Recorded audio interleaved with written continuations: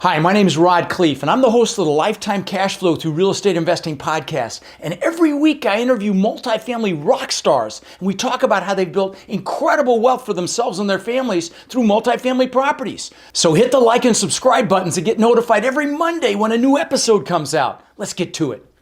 Welcome to another edition of How to Build Lifetime Cash Flow Through Real Estate Investing. I'm Rod Khleif, and I'm thrilled you're here.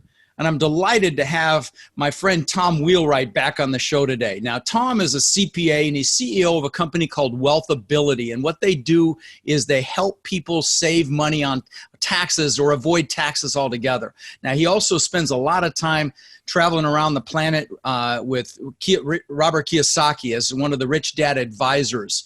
And he speaks at conferences all over the world for that. Tom, welcome to the show again, brother. Great to have you back. Hey, it's always good to be here with you, Rod. Thank you.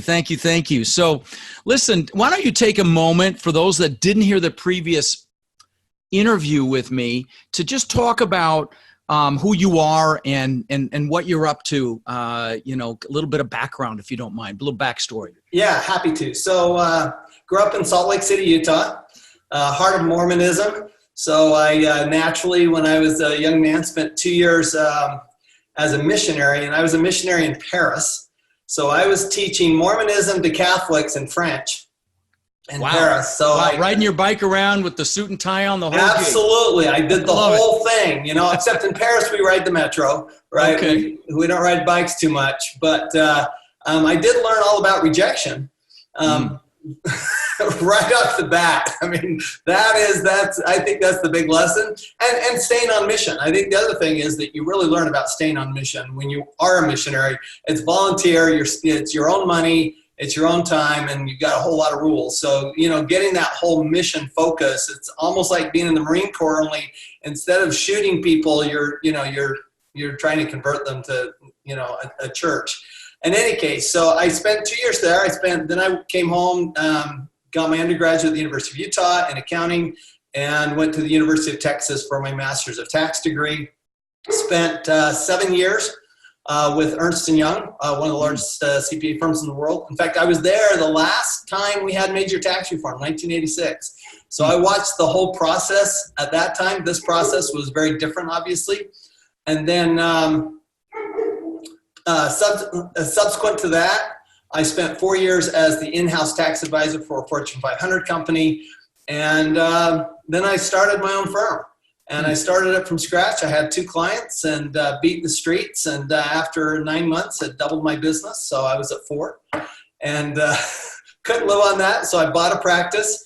And we've been off and running since. And not too long after that, actually, I met Robert Kiyosaki. He was a client of a CPA firm that I bought. And so I like to tell people I paid good money for Robert. And since then we've been buddies and on stage and traveled the world for the last almost 20 years now. Wow. And what's fascinating is we'll go around the world. Now you probably encountered this yourself, Rod. We'll go around the world, and what always happens is we'll do like a 1 day or a 2 day seminar, and somebody's going to come up to us and say, you know what, this is really good stuff. Only, you can't do that here, right? So, and frankly, it doesn't matter whether it's Moscow, Russia, or whether it's Orlando, Florida, right? You're going to get the exact same response. And it's just because what we do, you and I, Rod, is so different from the norm of what Wall Street's telling you, of what you brought up when you're, in your education, get a good education, get a job, buy a house, right? Invest in a 401k, right? Buy mutual funds. I mean, that stuff is what we're taught because that serves Wall Street. And we always call it the big Wall Street lie that you're not smart enough to handle your own money, so you need to turn it over to Wall Street. And I know what you know, Rod, because this is what you do. And what we teach our clients is that the best person to handle your money is you. And you can do a lot better in your returns if you're handling your own money and learn how to do it. Yeah, I couldn't agree more, my friend. We're trained. It really is the operative word by this education system that we have in this country to fit into a box, and that box, serves big corporations and Wall Street, just like you said. And right. So, I know that that you've added value, for decades, like you said. And, let's talk, and you wrote a couple of books too. Can we put a plug in for those? Forgive me, I forgot to mention those. Let's do it. So the one book I wrote, Tax-Free Wealth, is been a perennial bestseller. And this is how to permanently lower your taxes legally. And then I wrote a book with Robert Kiyosaki called Why the Rich Are Getting Richer. And then with the Rich Dad Advisors, we wrote a book called Who Took My Money, which is all about building your team. And I know you do multifamily, so clearly you're all about team. Yeah. And I actually think that one of the best books in the world is this the team book.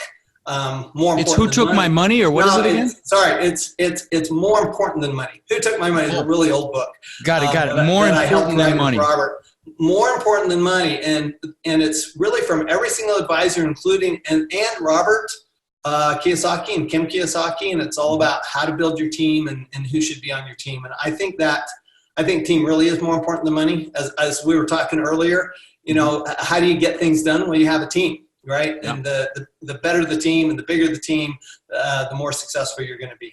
Yeah, no, so those of you, just to recap that conversation, I was just telling Tom how impressed I was with his operation, because he's just all the different initiatives that he's doing.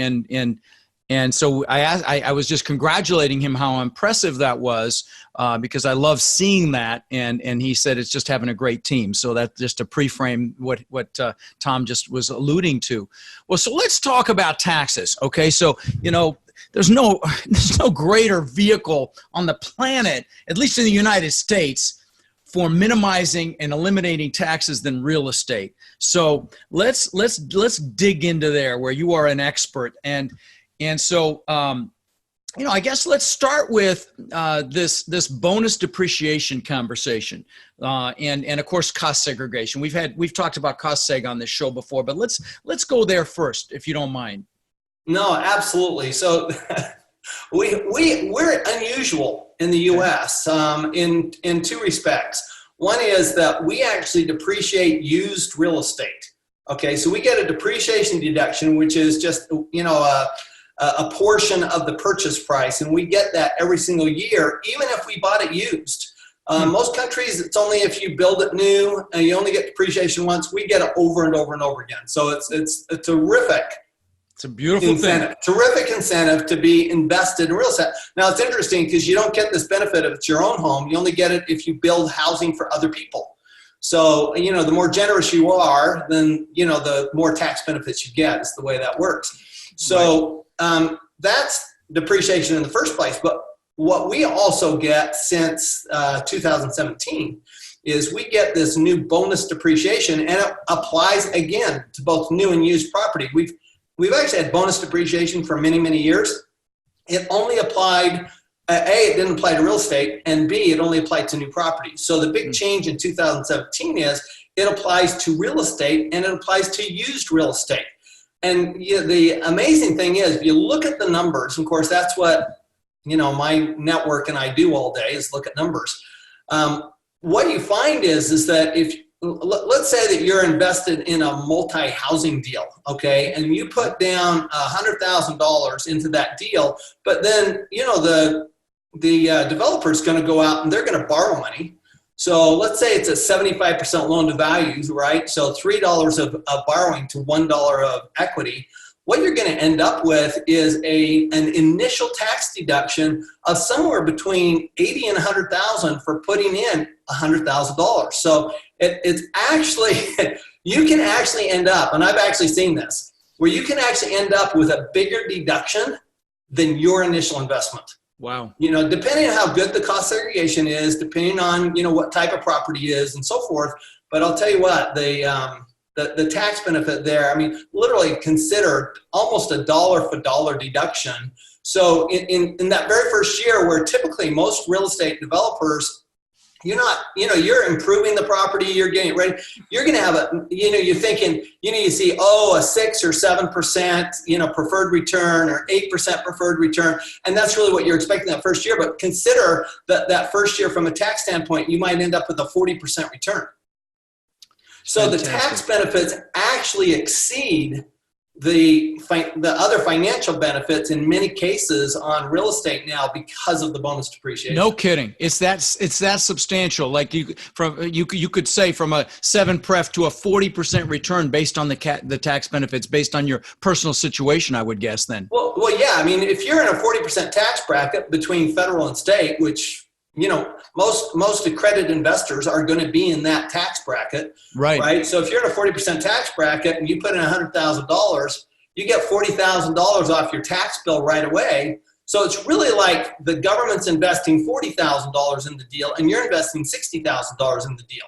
That's beautiful. I've never heard it actually described that way, but that really is amazing. We bought 1,000 doors last year, and we're doing cost seg on all but one of them. The one is getting pushed back to this year because it was destroyed in a tornado. By the way, guys, we have another 500 doors under contract right now. If you are accredited, please text the word partner to 41411 to get on our radar and get on our calendar, because we're very, very conservative. They're very exciting deals in 3 states, and we'd love to chat with you about them. So just text partner to 41411 if you're accredited, and we'd love to chat with you, Robert, my partner, and I. And we are doing exactly what Tom is talking about here. We are cost segging and doing bonus depreciation on these assets. What he just described is what we're pushing for. So this is actually a big deal, Rod, because I've seen a lot of developers who don't understand the bonus depreciation and the value of the cost segregation, and they're not doing it, or they're doing it poorly. I mean, I actually got a report on a $32 million building that the first year depreciation was going to be $1.5 million. And I'm going, how is that even possible? Yeah. Well, clearly they're not taking bonus depreciation. So what I end up having to do, what I end up doing is my team, we end up going back to the developer and saying, wait a minute, okay, our clients are, because our clients are all able to take advantage, right? It's not like it's passive law. Yes, it may be passive loss, but we're still able to take advantage through good tax planning. And so we're looking at this is a really big deal. I mean, the difference between, a 5% depreciation rate and a 40% and a 100% depreciation rate is like major dollars. Right. Oh, it's extremely exciting. Now, guys, his website is wealthability.com, and they do proactive tax planning. So many CPAs drive through life looking in the rearview mirror at what happened behind. You need to be proactive and looking forward. And it's hard to find decent people in that, that have that frame of mind. I'm looking in the mirror as I'm saying this. And so it's so critical to find proactive, forward-thinking people in the tax space like Tom here, because it's critical. Now, can you take it without making my eyes cross? Can you briefly explain bonus depreciation?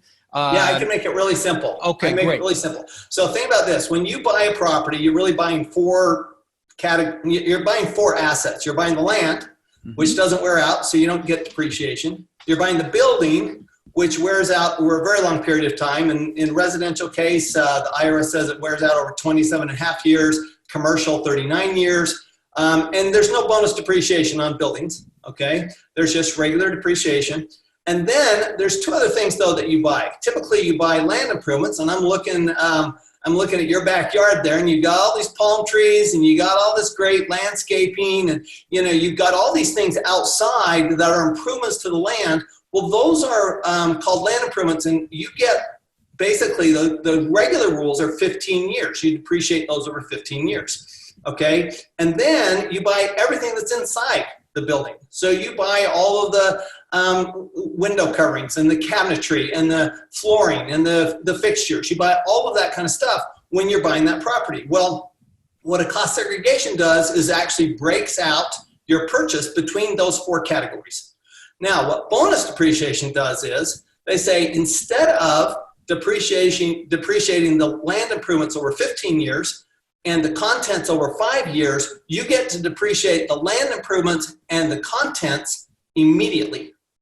So That means if let's say that 20%, typically what we find is about 15 to 20% of the purchase price is the contents of the building, and another 5 to 10% are the land improvements. Okay, so that's as much as 30% of the building. So let's say you've got $1 million, you just go buy $1 million fourplex, right? You go buy $1 million building.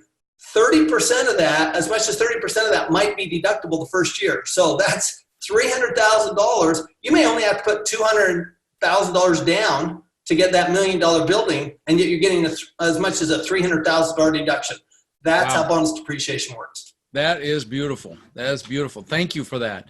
So let's also talk about, if you don't mind, the 20% pass-through deduction. Do you mind expanding on that a little bit? Yeah, so this is actually important for real estate because of bonus depreciation. Now, okay. You know, if you think about in the past, we typically haven't really had to pay any income tax on real estate because we've got enough depreciation each year to offset the cash flow from the real estate. Right. But if you take all that depreciation up front, the second year, you're probably going to have taxable income.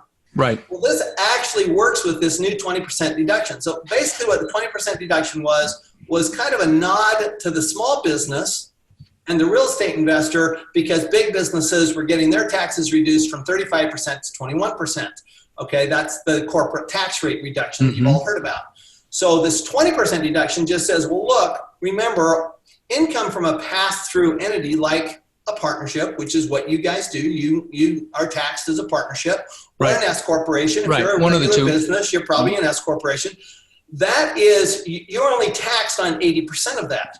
Okay, so 80% of the income is what gets taxed. Very much, if you think about it, it's very similar to oil and gas. So oil and gas, you're only taxed on 85% of your income because you have this percentage depletion. Well, it's very similar to that. That's probably where the rule came from, is that you've got this 20% deduction, which means that effectively you're only taxed on 80% of your income. Well, if you think about it, if the first year you're getting a big loss, the second year you're probably going to have positive taxable income, but you're only going to get taxed on 80% of it. So it's a great deal, especially, I mean, you consider we have bonus depreciation in full only for the next couple of years. So we kind of have an urgency here because beginning 2023, it starts phasing down, right? Oh, it does. So we've got 100% for 2020, 2021, 2022. 2023, it starts phasing down over the next several years. All right, so what that means is that we might be out there investing for the next couple of years, and we might go, oh, well, we build enough. We've got a good nest egg here. You know, we might want to be, whether we're waiting for a market correction or whatever we're doing, we might find that we have a whole bunch of taxable income from our real estate because we took all that depreciation up front to offset other taxable income. All right, now what do? Well, good news is we only get taxed on 80% of it. Obviously, there's lots of details in there. I don't, if I went through them, your eyes would glass over in about 15 seconds. Okay. Rather than do that, just sit down with your tax advisor on that one. Yeah, sure. So can you speak to Section 179 as well, if you don't mind? I don't mind at all. Now, 179, a lot of people are familiar with it because they had small businesses. And Section 179 is basically a deduction that is very similar to bonus depreciation. Okay? The difference is that there are limitations on Section 179 that aren't in bonus depreciation. So we almost never take Section 179 anymore. There are a couple of times we do because there are a couple of types of equipment in commercial buildings. It does not apply to residential, but in commercial, there's a few things that are deductible under Section 179 that don't get bonus depreciation, which would include your HVAC, it includes your fire alarm, you know, so your roof, okay? Right. But that's specific to commercial, and commercial meaning people don't live in there. It doesn't mean commercial loans. You know, people get confused by that. It means it's a commercial building used for something other than people living there. And I see. So 179 does apply there, but for most residential, you're multifamily, single family, all the whatever. Single family, you probably are not going to use 179 at all. All right, good. As long as we have bonus depreciation. How about 1202? All right, so this is an interesting one. Okay. So 1202, and I think this is a lot of fun. And I know that a lot of your investors have their own businesses. Okay, so it's not really a real estate tax issue, but it is a tax issue for those of you who are building businesses. And one of your businesses might be property management. One of your businesses might construction, might be fixing and flipping properties. It might be construction. So those are different types of businesses, because they're not investing. Really, they're an actual business. And with that, we have this rule that's been around for ages. But the reason we've never heard of it is because it only applies to a C corporation. And remember, prior to 2017 or prior to 2018, C corporations were taxed at 35%, and they were double taxed. Double taxed, okay? yeah. So you're paying 35% the first time, and then the next time you're paying another 15 to 20%. Why in the world would you ever put your business into a C corporation unless you're going to be a public company, right? But now it's a 21% rate. So your effective rate is not that high, even if you pull money out. But if you leave money in, your effective rate is 21%. Well, here's the cool thing. Let's say that you start a business and you're running this business and you're going, I'm going to build this business. I'm really going to put my money back into my business. Like I'm building a new business right now, and you're not going to pull money out. All that money is going back into the business, right? You see this a lot with technology companies, but a construction company could be the same. You might want to just build, and then down the road, you're going to sell the business. Well, wouldn't it be nice if you could pay 21% tax now, which is about half the regular tax rate, and pay 0 when you sell it? 21% now and 0 when you sell it. Well, that's what 1202 gives us. So if you have a business, you can actually set it up. Again, this is something you sit down with your tax advisor. Okay, do not do this on your own, right? It's like those commercials with the race car drivers, right? That's a closed track. Don't do it on your own. Go get professional help. Right. So, but you imagine that you could get 21% on your tax on the income, and then when you sell it, you get this big cash payout, and it's non-taxable. That's what 1202 is about. It's nice. Pretty cool. Given the new tax rate, it's for corporations, it's a real opportunity for businesses, particularly small businesses. So my listeners are primarily multifamily investors, aspiring multifamily investors. So what, can you maybe expand on this wisdom that you're sharing as it relates to your wheelhouse, no pun intended, that as it relates to the, taxes? Is there any questions I haven't asked or anything you could add to my listeners? Yeah, remember, there's all sorts. There's literally thousands of tax incentives in the law. Fundamentally, the tax law is really just a series of incentives. And if you remember back to 1986, the big loser in the 1986 tax law was real estate. Right. That's why we had the big S&L crisis. The big crash, yeah. Some of us are old enough to remember that. Probably most of your listeners not. But I remember it very well. I remember it. And I remember some of the stuff I bought back then, which was unbelievable. Anyway, I don't want to derail your thought process. Please keep going. Anyway, so big loser in 1986 was the real estate industry. Big winner in 2017, real estate industry. And so what to remember is that it's not just depreciation or the 20% deduction that are big wins for real estate investors. For example, you've got new automobile deductions, right, that you didn't have before. We have depreciation is different. We have, not only do we have Section 179 available to us, but we actually have bonus depreciation on automobiles. So Here's what we want to do. We want to make sure that our automobiles, we're using them as much as possible for business. Where people get really confused here is the importance of a home office for your automobile deduction. Because what a home office does is, remember that the IRS says that the first trip you take every day and the last trip you take every day is commuting, and it's non-deductible. So let's say that what you're doing is you're going out to see your properties every day, and you go to the first property, and then you go from the first property to the second property, and the second property to the third property, and the third property home. Well, you go, well, that's all business. Well, no, not according to the IRS. According to the IRS, that first trip to the first property is a commute, the last trip home is a commute, and so the only trips that are deductible are the ones from the first property to the second property and the second property to the third property. You can cure that with a home office. Got it. Because if you have a home office the IRS says that your commute is from your kitchen to your office.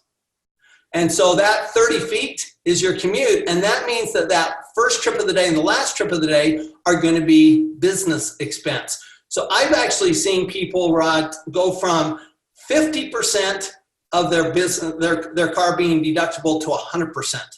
Wow. Because they literally, that commute was 50% of their travel. So if you take out that commute by having a home office, now you've got a much bigger deduction. And consider if you've got a big SUV, which you probably do, or a pickup truck, right? Which you probably do if you're a real estate, if you're a professional real estate investor, you've probably got one of those two trucks. Well, those are, if you're over 6,000 pounds gross vehicle weight, just check your door to see what the gross vehicle weight is. If you're over 6,000 pounds, those are 100% deductible the year you buy it because it's bonus depreciation. No kidding. Yeah, wow, so, I'm actually looking to buy a 2,500 truck right now to pull a trailer to get stuff to our events. There you go. So Perfect. you go spend $60,000 on that truck, and now, and let's say you put zero down on that truck, right? Which is probably what you're going to do. You're going to put zero down on that truck. You're going to get a very low interest rate over 5 or 6 years, and the bank's going to put all the money down on that truck, and you're going to get the deduction. Wow. It's an amazing tax benefit. But seriously, in order to do that, you're really going to have a home office. So you have to go through and take that home office. Okay. So when you sit with a real estate investor and you do some tax strategy, some forward-thinking tax planning, are there any other things that you can chat about that you might look at, think about, suggest, just at a high level? I mean, I've had people on the show talk about captive insurance when you get to a certain level and some other things, life insurance strategies. Do you have any other things? I mean, I'm putting you on the spot here. We didn't pre-frame this. No problem. I mean, this is what I do I do this all day, every day. So it's not difficult. Here's actually the most important thing I would suggest, and that is, how do you do your tax planning? What we've actually developed at Wealthability is a process for doing tax planning that's far more successful than even if you got the exact same advice from the exact same accountant. Because tax planning is a process. The tax law works as a roadmap, and you have to follow the roadmap. And you have to make it simply enough. Remember that I can't change your taxes. Only you can change your taxes, right? If you're going to change your tax, you have to change your facts.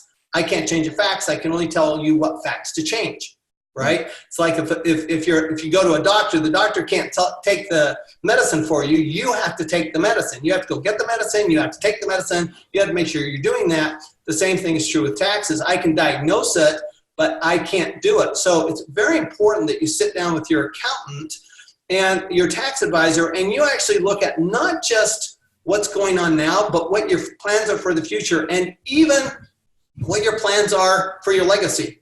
Because what I think, one thing I would say almost every tax advisor I've ever met missed, is the interaction between your estate planning and your income tax planning. Your estate planning and income tax planning are very intricately connected. Okay, so to do one without the other, I think is a shame at the best. And so we always we're looking at the very, very, very biggest picture possible when we sit down with a client to do a wealth and a tax strategy, because we want to make sure we take advantage of everything, and we're not just looking at, what's this question, what's this question, what's this question, because you're going to miss something. You're absolutely going to miss something. So the process you go through in your tax planning is frankly more important than who your tax advisor is. So following the process, we have found a quick example, if I can. Yeah, please. We actually had a prospective client come to us, and he was all gung-ho, and we went through, basically the process he would go through. And we told him which CPA firm we thought he'd be working with. Well, he went behind our backs and went directly to the CPA firm. Now, the CPA firm, they're a good CPA firm. We refer clients to them. They're well trained. He came back to us a month later, and he says, and he was complaining. He goes, it didn't work the way you said it was going to work. Well, the CPA firm didn't follow the Wealthability process. And so even though they they're smart CPAs. It's the process that makes it work. It's not the smart CPA. So it's not just who your CPA is. It's what process are they following. And that's really that's what I do most of my day, is develop the process and train the CPAs on that process and how to really serve a client in a much more effective way than anybody else that I've seen, will do. Most CPAs, the problem is you ask the question, they answer it. Well, right. That's it. And it's based on historical data usually as well. Exactly. Right. So what we want to look at is we want to look at the future. We want to look at your whole picture. We look at things like, what's your relationship with your spouse, with your children, from a money standpoint. What do you want to have happen to your assets when you die? What are you trying to get to? What kind of asset base are you trying to achieve? And we set goals, and we track this, and we help you all the way through. It's not our goal to work with you for a few months and then be done. Although, the reality is typically we're going to reduce taxes by 10 to 40% within the first 3 months. Our goal is to be working with you for the rest of your life. Nice. Because it's really a daily, tax planning is daily, right? Like it's even as much as which credit card do you use, to pay for something. What do you do when you go on vacation? Do you spend time doing business so you can take your travel as a deduction? It's how do you record your expenses? I mean, everything you do has a tax impact. So why not make it a good tax impact instead of a bad tax impact? Love it. Love it. Love it. Love it. Can you share one quote or saying that you love? Because you are so motivated all the time. You're always on, you're making stuff happen. I'm just so impressed with how far you've come just in a little while that I've known you. And I know you've been doing this for a long time. Talk about something that drives you, that motivates you, that pushes you. So thank you for asking that. I had and I'm going to attribute this to one of my first tax professors, Dr. Sally Jones, who is since retired. She was at the University of Texas and later at the University of Virginia. And I remember in the tax research class I took from her, and this is broadly applicable to everybody. She says, the great thing about our profession is the more you know, the more you realize you don't know. And people will ask me, so how do you choose somebody to come into your network? How do you determine who should come into your network? I said, well, if they already know everything, I'm not interested in them, because there's so much to learn, as you know. I mean, continually learning everything there is to know about multifamily housing. Not a chance. Not a chance. That's why I set up my mastermind. It's just to be around people that have, we share experiences, and it's incredible. We do a mastermind with our CPAs, and they sit around. In fact, so what I'm going to do right after we're done here is a mastermind. We do it every single month with our CPA members. We sit down and we share experiences and issues that we have and experiences, because we're always learning. So, to me, the most important thing we can do is to continue to learn. And, too many people stop learning, the minute they leave high school or college, and they go, well, I'm done with that. I don't have to do that anymore. And, for me, it's a lifelong process of learning. I learned from you, Rod. I learned from, other real estate people. I'm learning from other business people. I get to travel with Robert Kiyosaki. Heavens, he's like one of the greatest financial instructors in the world. And we'll have these long conversations about what's going on and, what do you think of this and what do you think of that? So I think surrounding yourself with good people, your mastermind is a great example. Surround yourself with people. The reality is if you're in a room of 40 people, you should have 39 people in that room that are smarter than you. If you're the smartest person in the room, if you're the smartest person in the room, you really need to get out of the room. Yep. I love it. You are, you guys have heard me say it ad nauseum about the power of your peer group, which is, and Napoleon Hill speaks about the mastermind. You get two like minds together with what he calls a definiteness of purpose. You're aligned in your goals, in other words, and that you create this third intangible mind that's greater than the sum of the parts, and amazing things happen. And we Tom and I talked for a little bit about masterminds before we got started. Well, listen, brother, I really appreciate you sharing your wisdom on the show. You've added incredible value as always, and blessed to know you, my friend. Hey, ditto. It's always good to be with you and your people. They're so motivated and so anxious to do better and improve their lives and improve the lives of many people. I mean, I think of multifamily housing. I'm going, think of all the lives you're improving when you go in and renovate those properties. If you have a 200 unit complex, you're improving the lives of 200 people, and I think that's an amazing thing that you're doing. Yeah, thank you, my friend. Well, be well. I hope we'll see you soon. Absolutely. Take care. All right, take care. Any investment opportunities mentioned on this podcast are limited to accredited investors. Any investments will only be made with proper disclosure and subscription documentation and subject to all applicable laws.